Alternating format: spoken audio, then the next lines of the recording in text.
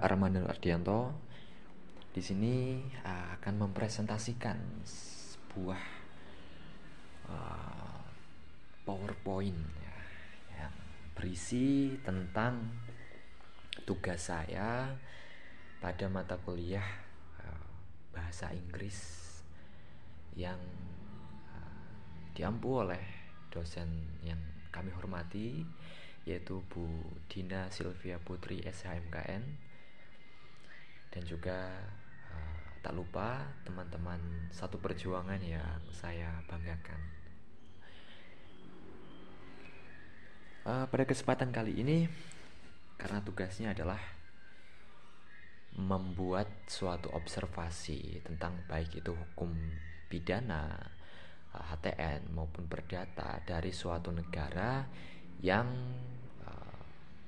berawal dari huruf pertama nama kita. Kebetulan di sini nama saya Armanda, jadi berawal huruf A.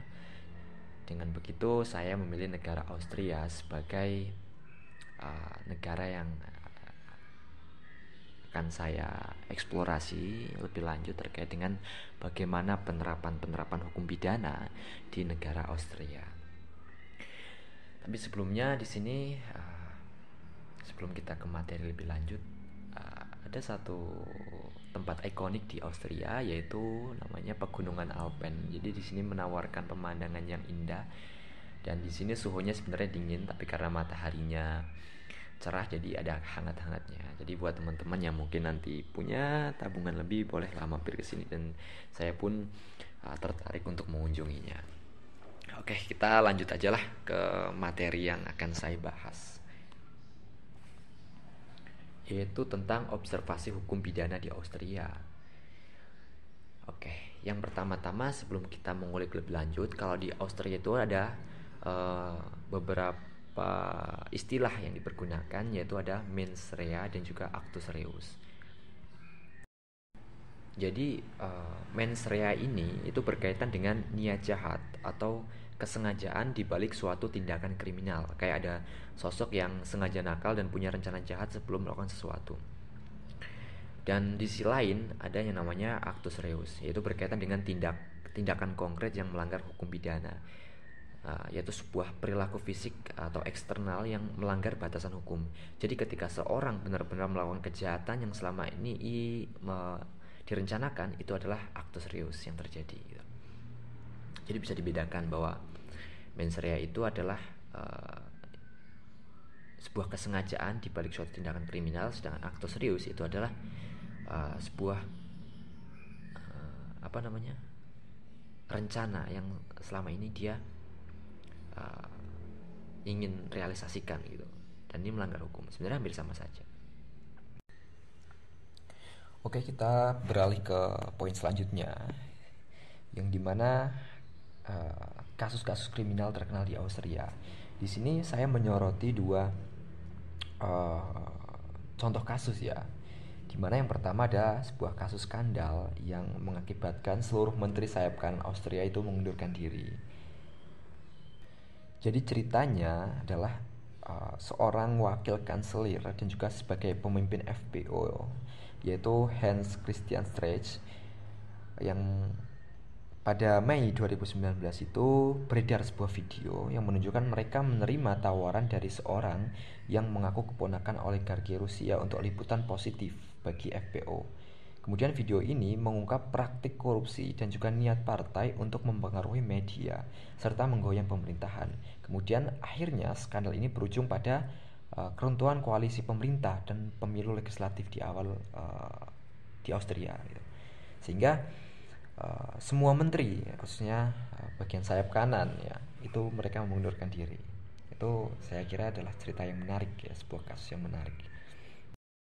Kemudian ada juga kasus pembunuhan, di mana pada waktu itu pembunuhan ini terjadi di tahun 2020, dikenal sebagai pembantaian Wina, yaitu pada tanggal 2 November 2020 ada seorang pria bersenjata yang menyerang beberapa lokasi di pusat kota Wina, termasuk restoran dan juga kafe.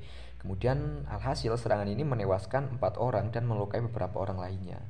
Kemudian yang menjadi dramatisnya adalah pelaku ditembak mati oleh polisi dalam waktu kurang dari 10 menit setelah serangan dimulai.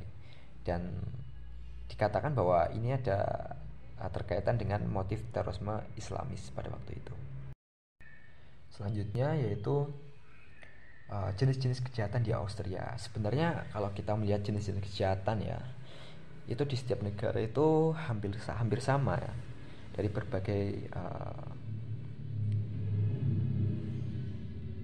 kejahatan besar maupun kejahatan yang ringan gitu. Jadi kejahatan-kejahatan itu sebenarnya sangat kompleks ya kalau kita lihat. Jadi salah satunya adalah yang menyita perhatian saya juga adalah pencurian, di mana ada sekelompok orang yang melakukan aksi pencurian lonceng sapi. Ya, mungkin karena harganya yang mahal kalau dijual ya, tapi saya juga kurang tahu harganya berapa. Tapi ini kejahatan yang saya kira sedikit lucu ya. Kemudian ada penembakan Wina yang saya tadi sebutkan, yaitu tentang kasus penyerangan. Juga ada penipuan. Di sini ada pria Austria yang simpan mayat ibunya di Rubanah demi uang pensiun. Jadi bisa dikategorikan bahwa kejahatan-kejahatan di Austria ya hampir sama dengan kejahatan-kejahatan di Indonesia. Cuman kalau di Indonesia itu saya kurang mendengar berita tentang kasus pencurian lonceng sapi. Kemudian selanjutnya ada tingkatan pengadilan di Austria. Kita akan lebih terperinci pada saat ini. Kalau kita melihat di sini sebenarnya ada 3, yaitu ada pengadilan pertama Erstinstanz, dan juga ada pengadilan banding Berufungsgericht, dan juga ada pengadilan tinggi yaitu Obergerichtshof. Secara singkat bahwa pengadilan pertama atau Erstinstanz ini mengadili berbagai tindakan pidana kecuali kasus yang sangat serius. Tuh, kemudian kalau yang pengadilan banding atau Berufungsgericht ini adalah tempat mereka untuk mengajukan banding apabila tidak puas dengan putusan pengadilan pertama, dan sehingga dia dapat mengajukan banding. Nah, pengadilan banding itu dapat mengkonfirmasi, mengubah atau membatalkan putusan pengadilan pertama. Kemudian yang ketiga ada pengadilan tinggi atau Obergerichtshof. Nah, kemudian ini sama saja sebenarnya, jika masih ada ketidakpuasan setelah pengadilan banding yang kedua itu, dia dapat mengajukan kasasi ke Obergerichtshof gitu, atau pengadilan tertinggi lah di Austria. Nah, tugasnya yaitu memeriksa apakah putusan pengadilan banding sesuai dengan hukum yang berlaku tanpa mengadili fakta-fakta yang baru seperti itu.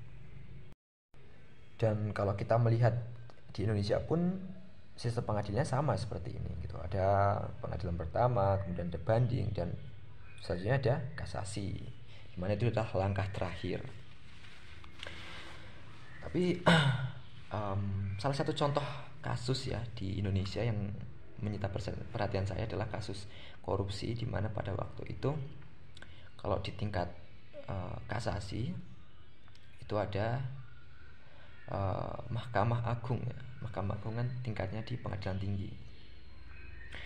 Ada seorang hakim yaitu Artijo, yang dimana dia apabila ada seorang yang melakukan tindakan korupsi dan kemudian ia melakukan kasasi, justru malah ditambah hukumannya gitu. Dan itu adalah salah satu tokoh yang saya kagumi di Indonesia. Tapi sayangnya beliau saat ini sudah tidak ada. Oke, selanjutnya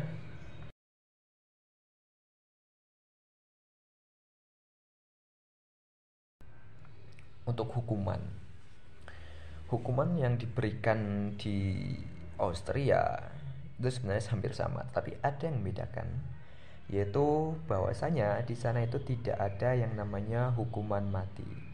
Pada waktu saya melihat satu putusan ini, yaitu tidak ada hukuman mati yang diberlakukan di Austria, saya agak sedikit kaget karena berbeda dari negara lainnya. Kalau di Indonesia ada, tetapi hukuman mati itu bisa dibiaskan dengan pasal-pasal yang ada. Salah satunya adalah hukuman mati, katanya para koruptor kalau terjadi krisis bisa dihukum mati. Tapi pada realitanya ya sedikit dari mereka yang dihukum mati karena ada pasal-pasal di dalam um, apa hukum pidana di Indonesia itu, di undang-undang itu banyak yang membuat putusan hukuman mati itu menjadi buyar atau bias. Satunya adalah kelakuan baik lah dan lain sebagainya. Tapi kalau di Austria ini tidak ada hukuman mati. Kalau penjara, denda ya masih wajar lah karena pasti hukuman seperti itu. Tapi hukuman mati ditiadakan itu adalah suatu putusan yang luar biasa, saya kira, yang diambil oleh pemerintah Austria. Tapi diganti sebagai hukuman seumur hidup seperti itu. Oke,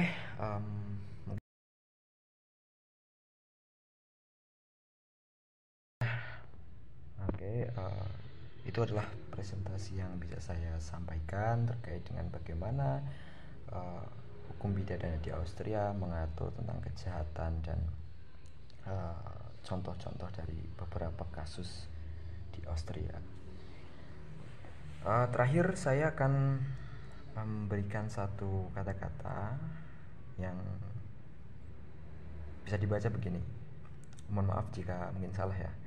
Jadi, in a just society, justice must prevail and respecting the law is the name of the game. When we uphold the principle of fairness and hold ourselves accountable, we ensure that the scales of justice remain balanced. So, let's embrace the power of the law, for it guides us toward a society that is truly kick-ass. Terima kasih. Terima kasih, saya akhiri. Assalamualaikum warahmatullahi wabarakatuh.